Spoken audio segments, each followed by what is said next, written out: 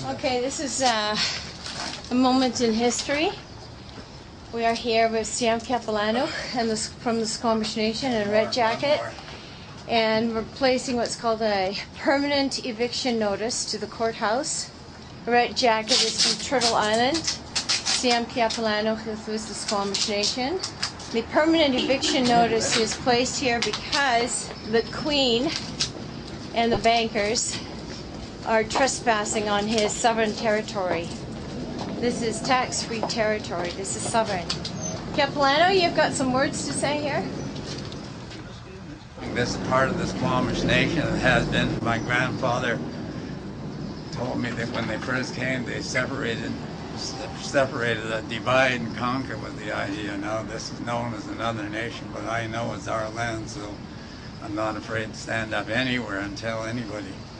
Red Jacket, you got a few words? Yeah, I'm Red Jacket. I'd like to tell the people that for 537 years since the two-row wampum belt was put in place, it was total destruction. And if we don't correct these here alterations that our judges in the justice system, so-called justice system, I never heard such a farce in my whole life. 60 years from now, this here earth, there's no changing back. It'll go into another Mars. Total destruction. Don't the judges understand this? Or they sleep? Who taught them? What university taught them? Where do they get their education? Don't they know they're on death row? We just finished entering and going through a procedure at the Richmond Provincial Court. And what happened was my name got called out. I didn't correct her, which I was kind of thinking of doing, but then I thought, okay, I'm just going to present myself as who I am standing in front of her, because she seemed actually quite like a nice judge.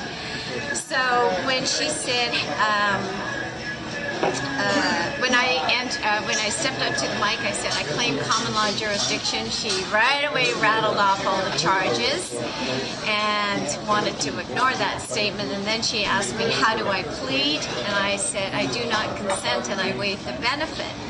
And I think that's a really powerful statement that I want to teach to a lot of people, because when you enter a plea, you enter into a contract.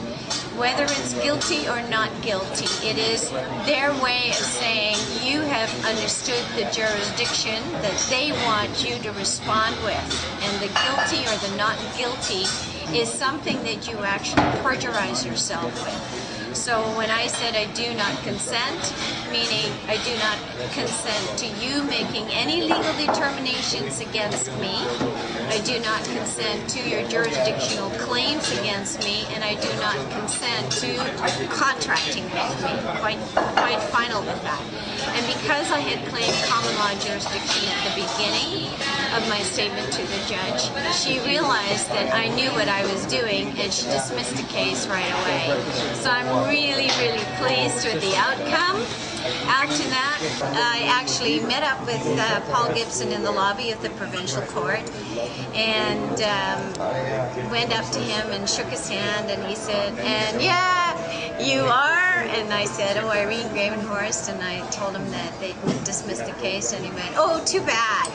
It was orchestrated that Paul shows up after the case was dismissed so that he didn't have to deal with these issues and be on the stand, on the record, for being the debtor to the contract. Oh, and I have to tell you that it's going to cost $3 billion. It's fine, ma'am. Okay, thank you. My whole thing is not to be angry at Paul. I know that somebody initiated that particular call on the charges, and they were hoping that I don't show up. But because I do show up with my paperwork through a lien, I was more than happy to collect it, to collect all the contracts that I have already put behind me, and Capilano has accepted, which is why we've created our bank. One of the reasons why I wanted to evict the courthouse is because we need a bank. It's time for change, and I think what we're trying to do is evoke the great laws of peace, which is what Red Jacket and Capilano are wanting to legislate through the Squamish Nation government. And that's also part of the legislation for the bank charter. And the bank charter is to help people get out of these economic difficulties and give them a boost to become financially responsible and to stop wasting and to minimize and not be materialists the way that the powers that be are, and to start loving each other and start hugging each other more and to support each other on this journey of sovereignty and just to be in your alignment with your chakras and your spirit and just to be who you are. And I think everybody here is beautiful. So I'm really grateful. Thank you.